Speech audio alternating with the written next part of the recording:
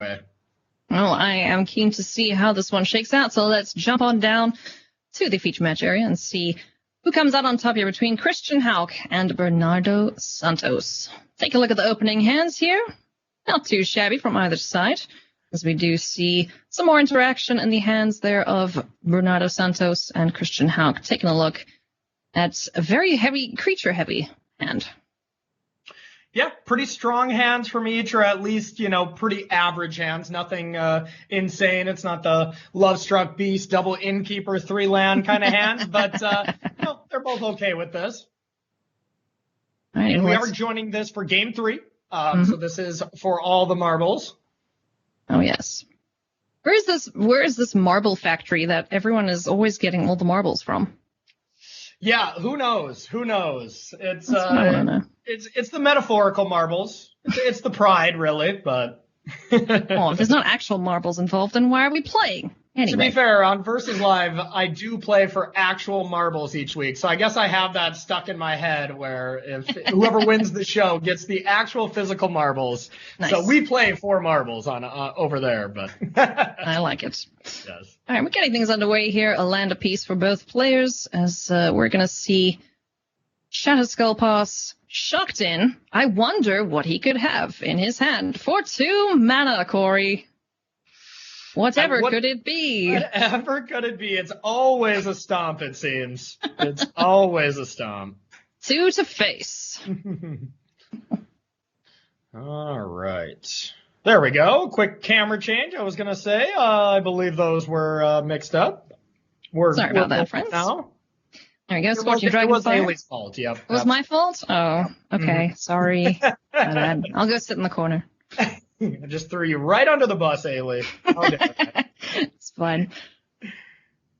Tell you what's not getting thrown under the bus because they're getting sent into exile, these Kazandu Mammoths, as one's been taken care of, and now we're going to see Scorching Dragonfire take care of another one here on the battlefield. So trading spells here pretty evenly are Christian Hauck and Bernardo Santos.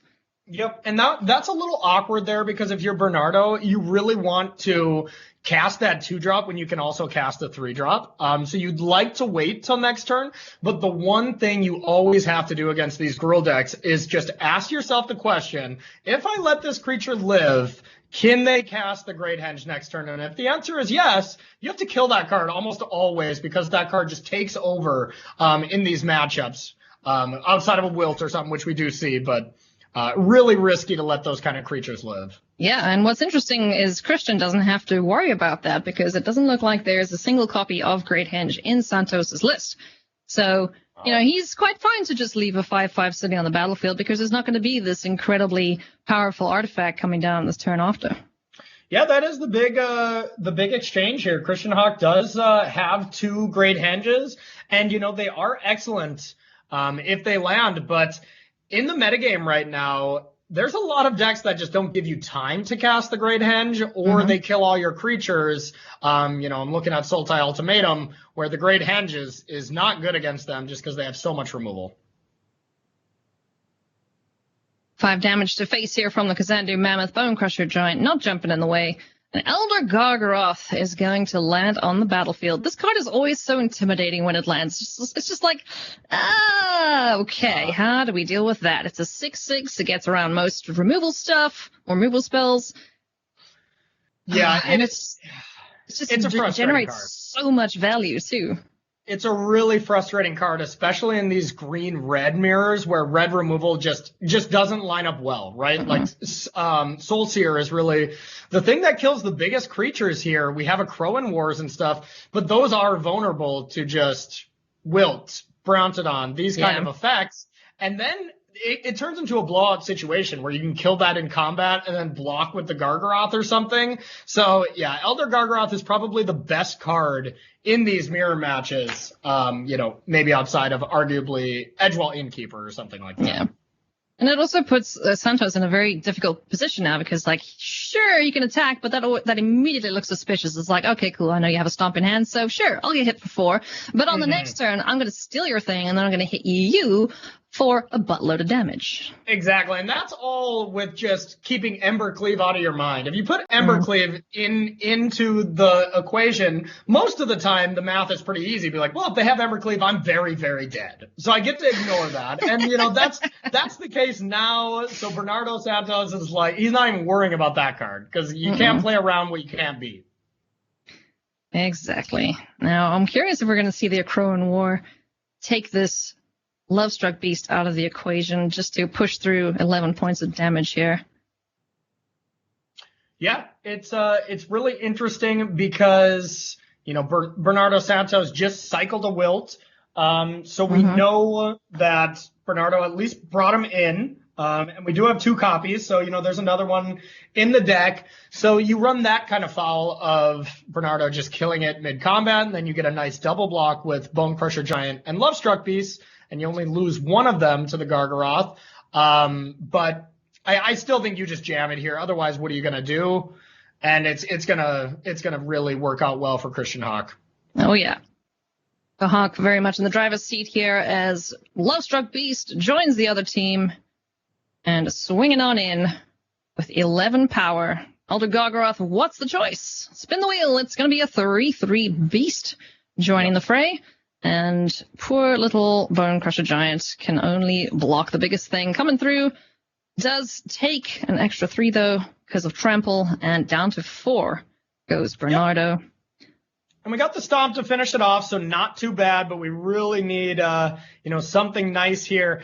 And, man, that's frustrating for Bernardo here. If you have an untapped land, you can at least cast 2 creatures and, be set up okay because that Lovestruck Beast can't attack yet. But a land that deals you 3 is extremely risky. But I honestly think Bernardo is probably just going to have to be like, yeah, I have to play it anyways, and I lose to a lot of things because if you just play Bone Crusher and then hold up Stomp, what does that Stomp do right now? And it doesn't seem like it does much to me.